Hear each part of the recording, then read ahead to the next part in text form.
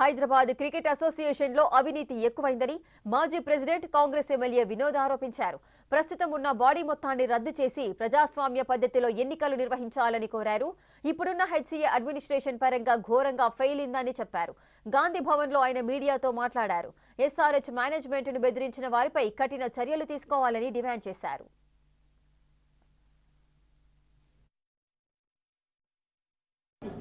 Mismanagement. HCA law, there is no control of professional ethics.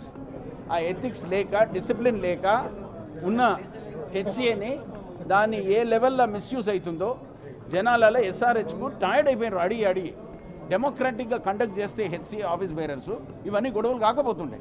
ఇప్పుడు మేము నడిపించినాం. మేము IPL నడిపించినప్పుడు start చేసిందే నేనే. ఐపీఎల్ స్టార్ట్ అయిందే నా రీజిమ్లో.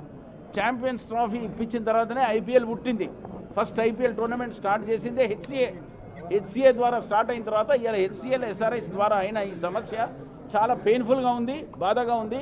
HCA administration should be revamped and I appeal that we should have fresh elections.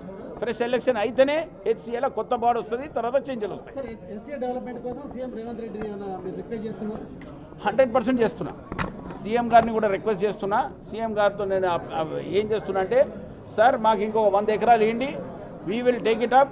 Then I only, not only as MLA or ex-president, I will take the responsibility of setting up a new stadium in HCA, for HCA. Then CM గారితో request చేసి మా family మేము ఎంత dedicate అయినామో అట్లనే HCA కూడా మళ్ళీ ఒకసారి దాన్ని అపీల్ చేస్తున్నా.